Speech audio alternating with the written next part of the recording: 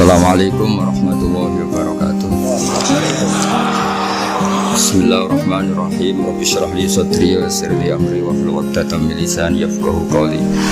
Allahumma shalli wa sallim wa barik ala habibika Mustafa Muhammadin wa ala alihi wa sahbihi ajmain. Amma ba'du. Semua jajaran direksi dan komisaris Bank Mandiri yang saya hormati, utamanya Ibu Desi Wahyuni selaku pimpinan Semarang, Ibu Sulistriana selaku pimpinan Kudus, Bapak, dan di sini juga hadir Bapak Rosidi dari Mabes, Bapak Abdus Syakur dari Telkom, semua yang saya hormati. Ini kalau mempersiapkan ngaji kitab Kasyifatus Saja dikarang oleh Syekh Nawawi. Syekh Nawawi itu ulama top Indonesia yang hidup di Mekah, juga meninggal di Mekah. Dulu di antara kearifan buyut-buyut kami, leluhur kami, itu kalau cerita itu nggak apa-apa kamu mondok di Mekah di sana, tapi bawa pohon yang hidup di Indonesia. Jadi artinya membawa manhaj, metode dakwah yang bisa hidup di Indonesia. Ini penting kata Mbah Mun, karena wa ma arsalna min rasulin illa bilisani qaumi. Semua rasul diutus itu pasti sesuai kultur kaumnya. Saya punya sedikit cerita tentang kultur. Kultur itu nilai yang disepakati masyarakat, meskipun persepsi itu salah. Saya cerita sedikit tentang keunikan kultur. Nabi Yunus itu nabi. Di mana-mana nabi itu mengajak ke tauhid, ajaran yang benar. Dan dulu nabi itu nggak punya polisi, nggak punya densus, jadi nggak bisa nabi nyuruh yang nggak setuju tangkap, itu nggak bisa. Tapi punya Tuhan. Jadi kalau yang tidak percaya dakwahnya itu ancamannya adab. Dulu itu nggak ada polisi, nggak ada pengadilan, sehingga kalau ada kesalahan itu ancamannya itu akan turun adab, siksa itu.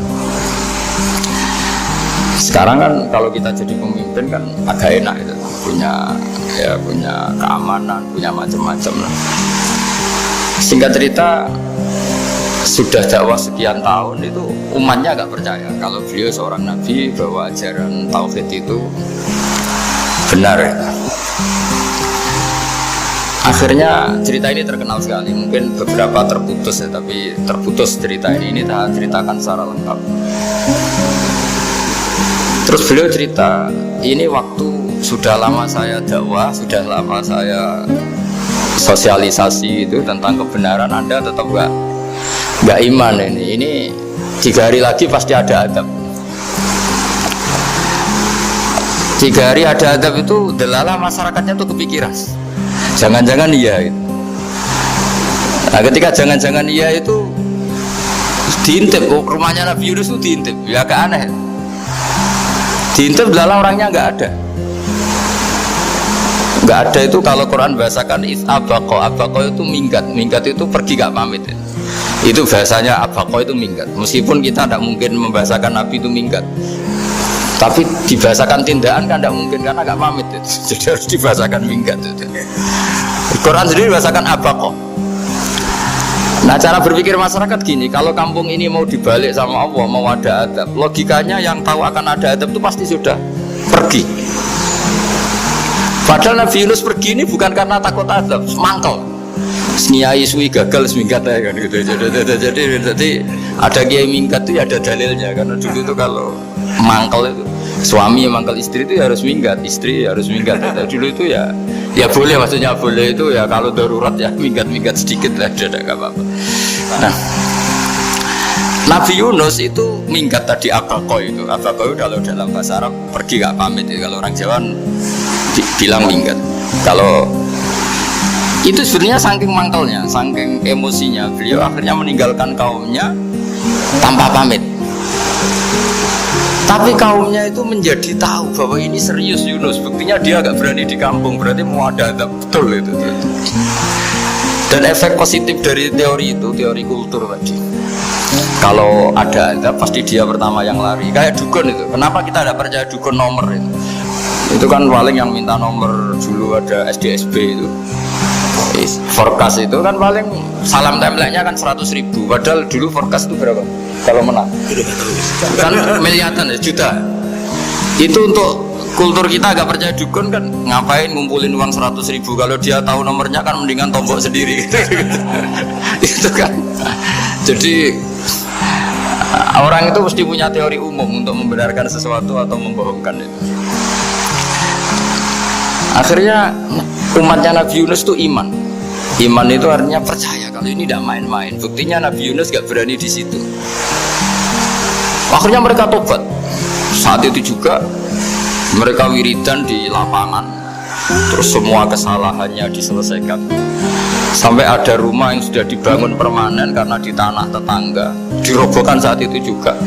Bahkan ada batu yang dulu nyuri, 1-2 batu yang dulu hasil nyuri, saat itu juga dirobohkan, dikembalikan sama Mulyawari. Itu semua kedoliman diselesaikan.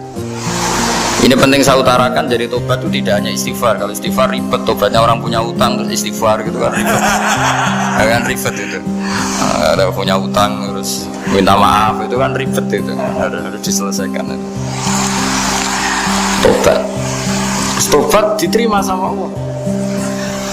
Batas akhir finish dari harusnya ada adab, misalnya Senin, Selasa, Rabu, harusnya Rabu itu sudah kena adab. Ternyata Rabu itu tidak kena adab. Nabi Yunus sebetulnya juga penasaran, kampungnya itu kena adab enggak? Dilihat dari jauh ternyata enggak. Tambah kecewa dia. Gitu. Wah, ini saya kalau pulang pasti dibunuh karena saya dagang pembohong. Di masyarakat situ ada aturan, siapa yang bohong dibunuh. Padahal Nabi Yunus ngumumkan nanti Rebu ada adab. Kira-kira gitu. Ternyata Rebu itu udah ada adab, makanya dia sudah di batas kampung, kembali minggat lagi karena nanti pulang pasti dibunuh karena dia ada kebohong. Ya akhirnya masyhur itu, terus dia ikut nelayan sekenanya, yang penting lari dari kampung, ikut nelayan sekenanya. Zaman itu, ini seorang lagi zaman itu. Nanti ini efeknya nanti ke tauhid. Zaman itu para nelayan tuh kayak sepakat, kalau ada kapal atau perahu kok mau tenggelam, itu pasti ada yang minggat. Hanya minggat itu pergi tidak terhormat. Terus fasahama fakana minal mudkhatin. Nah, dulu tuh orang sudah punya peradaban. Ini cerita kultur, sudah punya peradaban. Punya peradaban. Ya sekarang gini, kalau nyemplungkan salah satu kan tidak adil diundi. Ternyata yang keluar dia Nabi Yunus. Terus mereka tahu ini orang nggak pantas dikorbankan. Dan Nabi di mana-mana itu ganteng. Orang Allah itu punya sunat unik. Nabi itu harus paling ganteng di kampungnya. Nasabnya juga harus paling baik. Kabar-kabarnya juga istrinya harus paling cantik. Itu memang aturannya gitu. Nggak tahu saya. Dulu saya juga janggal. Kenapa Nabi aturannya harus gitu? Tangan-tangan di pemimpinnya elek izin itu maksudnya. Dalam pemimpin dia masa kritik itu kan piye gitu rasanya itu. Jadi Nabi itu pasti itu paling ganteng di kampungnya, terus dari nasabnya terbaik, terus rata-rata istrinya itu ya selain solihah itu ya paling cantik. Karena ya dibully kan, sowar tidak jadi Nabi, jenela kan juga ribet kalau misalnya ada yang bully gitu kan juga ribet. Singkat cerita terus dia akhirnya ditenggelamkan, dibuang karena beliau seorang nabi. Faltaqamahul khut, beliau ditelan ya.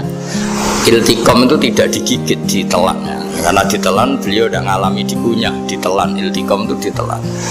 Karena beliau seorang nabi, di dalam batnil khut itu di perut. Itu dia wiridan. Dan barokahnya wiridan itu perut ikan ini menjadi masjid. Dia nyaman di situ, nyaman karena terus ngalami karomah lah. Ikan wali itu ngalamin karomah. Nah, kesimpulan dari cerita ini itu apa? Masyarakat itu akan selalu dengan kulturnya sendiri. Para nabi juga punya kultur sendiri. Dan Allah yang ngelola itu semua. Saya ulang lagi, Allah yang ngelola itu semua. Makanya terus dua kultur ini, kalau Allah menghendaki itu gampang sekali. Akhirnya yang terjadi apa? Nabi Yunus jadi kasih sanksi Allah karena pergi tidak pamit. Masyarakatnya justru enggak karena tobat. Dan tobatnya masyarakatnya ini karena kekeliruan Nabi Yunus. Keliru dengan makna bukan dosa. Andai kan Nabi Yunus saat itu kok di rumah ingin menyaksikan adab, itu masyarakat mesti gak percaya kan ada adab. Mau ada adab kok dia di rumah gitu. Jadi unik, Allah cara ngelola masyarakat itu unik. Nah, dari keunikan-keunikan cara Allah ini kemudian lahirlah ilmu yang bernama ilmu tauhid, ilmu tawakal, ilmu pasrah nang pengiran. Karena kemarin pas Pak Yusuf sama Bu Sulis soal saya itu tak beri cerita agama itu milik Allah. Sehingga teori yang dikatakan manusia itu ya teori saja, tetap semua itu di tangan Allah. Ya saya saat itu cerita, misalnya saya ditanya, ini besi, materi besi dengan kaca itu kuat mana? Mesti kita menjawab kuat besi. Tapi saya yang mengendalikan besi dan kaca. Ternyata saya punya merencanakan menghancurkan besi, menetapkan kaca ini tak simpan, akhirnya puluhan tahun. Yang ini saya rencanakan saya hancurkan itu. Andai kan si yang menjawab tadi tahu rencana saya mesti kuat bilang kuat kaca gitu. Kalau tahu.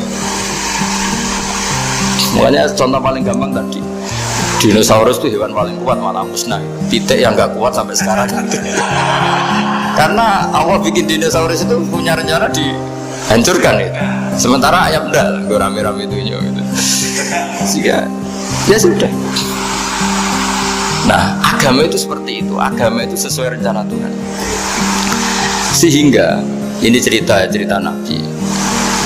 Sehingga Nabi itu kadang nggak tahu bedanya antara sesuatu yang punya data, punya perangkat-perangkat untuk menuju A misalnya, itu nggak tahu bedanya. Jadi kalau Nabi ditanya misalnya gini, onta itu lahir dari betinanya, dari indukannya bisa, ya bisa. Lahir dari batu, jawabnya ya bisa. Kalau dia seorang Nabi pasti jawab bisa. Kalau Nabi loh ya, bukan direktur mandiri, Nabi itu pasti jawabnya bisa. Jadi kalau Nabi ditanya, mata air itu keluar dari bumi kedalaman 7 meter, bisa. Keluar dari sini, dari meja, jawabannya ya bisa. Karena Nabi itu saking dekatnya Allah, tahu betul bahwa perangkat di dunia ini tidak bisa mendikte Allah.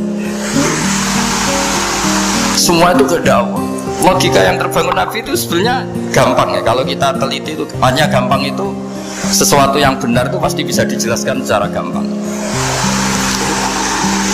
Nah ini ngaji tauhid biar tidak terlalu berteori terus. Karena kalau saya cerita uang pinter jenengan.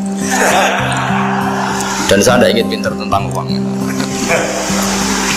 Tak beri contoh. Nah ini supaya nanti kalau sampean suatu saat meninggal ketemu Mungkar Nakir itu tahu cara menghadapi. Nanti tak warai tekniknya. Tak warai tekniknya. Bocorannya tadi. Makanya ada cerita agama ini baik sekali. Orang bocorkan ujian nasional itu kriminal, bisa ditangkap parosidi. Tapi agama ini pertanyaan Mungkar Nakir dibocorkan semua kiai, itu gak ditangkap sama Mungkar Nakir. Harusnya kan rugi karena ini pertanyaan. Tapi semua kiai kan sudah membocorkan. Nanti pertanyaannya di kuburan itu man rabbuka, Tuhanmu siapa, agamamu apa. Itu kan sudah dibocorkan. Tapi itu gak dianggap kriminal. Sementara kita sekolah SD, sekolah SMP bocorkan soal itu dianggap kriminal. Padahal kalau harusnya boleh. Maksudnya kalau menuruti teori itu harusnya boleh kan. Mau pertanyaan Mungkar Nakir saja dibocorkan kan. Ya tapi kan tidak ada itu. Harusnya boleh. Tapi kan terjadi gak ujian kalau dibocorkan itu. Aneh agama ini begitu baik. Pertanyaan yang taruhannya surga neraka saja dibocorkan. Kurang apanya baiknya agama ini? Pertanyaan sepenting itu dibocorkan dan kiai-kiai gak ditangkap sama Mungkar Nakir ya udah itu. Saya ulang lagi ya supaya kita ingat fitrah salimah. Soal Anda modern monggo lah, tapi saya sebagai kiai akan ngajari kalian tentang fitrah salimah. Jadi kalau kamu itu benar-benar beragama, ini misalnya kertas, ini lempengan baja. Kalau kamu beragama kalau ditanya kuat mana? Ya terserah jenengan. Karena bisa saja kertas ini aku punya niat tak simpan di arsip nasional. Baja ini tak niatkan, tak luluhkan, tak hancurkan. Sehingga kalau kita ngomong ya secara materi harus ditambah ya, secara materi kuat gajah ya Allah. Tapi secara substansi jenengan ya terserah jenengan, monggo. Nah, di sini yang mulai orang lupa itu karena selalu menjawab pasti kuat gajah. Kata pasti ini yang akhirnya orang menghilangkan teori beragama. Berdasar logika. Berdasar logika. Nah akhirnya para nabi, para wali itu ditanya. Saya punya kitab karangannya Abdul Hamid, orang alim. Kitab itu dulu saya ngaji lama sekali, sampai sekarang saya pelajarin. Manusia itu dijebak hukum adat, padahal adat itu ya tidak terlibat. Misalnya kalau ada telur jadi ayam normal gitu. Ya tadi indukan unta melahirkan unta normal itu, indukan sapi melahirkan sapi normal. Tapi kalau para nabi itu bilang ya nggak normal. Nggak normal artinya tetap ada kekuatan Tuhan. Indukan unta tahu apa tentang unta? Dia punya kekuatan apa? Bisa melahirkan unta, bisa menciptakan unta di perutnya, bisa ada jantungnya, ada paru-parunya, ada ususnya. Dia bisa apa? Di situ ada tangan Tuhan. Karena para nabi cara berpikir gitu, melihat tembok ya sama. Tembok sama indukan unta itu sama-sama mungkin mengeluarkan unta. Sehingga ketika Nabi Soleh ditanya, bukti apa kekuasaan Tuhanmu? Apa bisa mengeluarkan unta dari batu besar ini? Jawabannya Nabi Soleh ya bisa, maksudnya bisa. Dan mukjizatnya Nabi Soleh masyhur itu, keluarlah unta dari batu. Karena secara teori ya tadi, coba unta indukan itu apa seorang profesor, apa seorang ilmuwan sehingga bisa menciptakan anaknya itu. Apa dia terlibat dalam menciptakan jantungnya, paru-parunya, ususnya? Kan enggak juga. Telur bisa apa coba? Gobloknya bukan main telur itu kan. Tapi bisa mengeluarkan ayam, dia bisa apa? Nah, para nabi, para wali itu tahu semuanya itu kekuasaannya Allah. Nah, kalau karena kekuasaan Allah bedanya apa dengan tembok? Makanya Nabi Muhammad ketika di padang pasir semua sahabat bingung nggak ada air, ya Nabi santai aja. Ini gimana Nabi nggak ada air, nanti orang mati kehausan. Nabi ya santai aja. Kamu ingin air katanya? Iya. Nabi nunjuk apa itu ya sudah, terus ada air. Ada yang keluar dari jemarinya, ada. Karena Nabi itu nggak tahu bedanya antara ini mungkin dan tidak mungkin, tuh nggak tahunya itu ya semuanya itu Allah. Kalau kamu kan nggak, wah daerah gini nggak mungkin ada air. Ini kan padang pasir. Air itu biasanya di daerah hutan gini malah berteori macam-macam. Seakan-akan tidak ada Tuhan. Jadi kalau orang nggak bakat wali pasti berpikir gitu. Makanya nggak wali-wali itu memang nggak bakat, karena itu kan artinya menafikan kekuasaannya Allah kan. Seakan-akan Allah tidak mampu bikin air di situ. Tapi kalau Nabi santai aja. Makanya Nabi Ibrahim ketika mau dibakar ya santai aja. Menurut beliau api bisa apa? Jadi itu meskipun hukum adat dia selalu berjalan. Normalnya api yang membakar, di padang pasir normalnya ya nggak ada air, normalnya batu ya nggak mengeluarkan unta.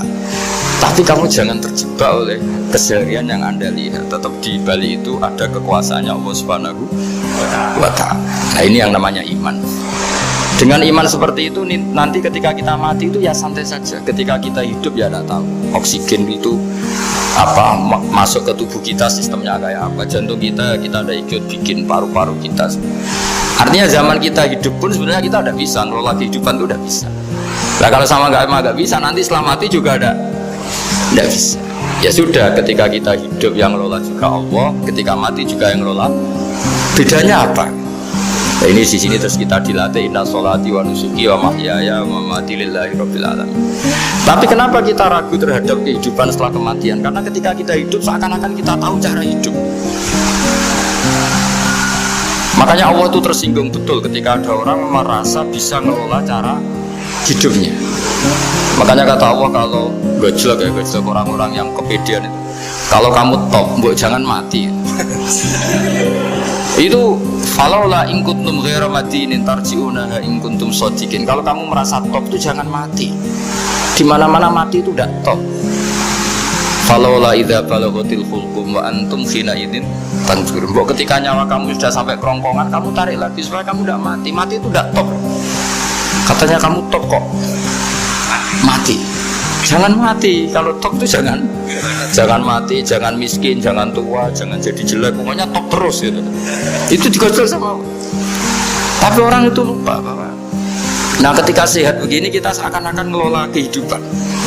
Nah gara-gara merasa ngelola seakan-akan kalau mati lalu saya gimana ya kalau mati? Di kuburan ngapain? Terus kantornya gimana, kerjanya di mana? Ya tidak usah begitu.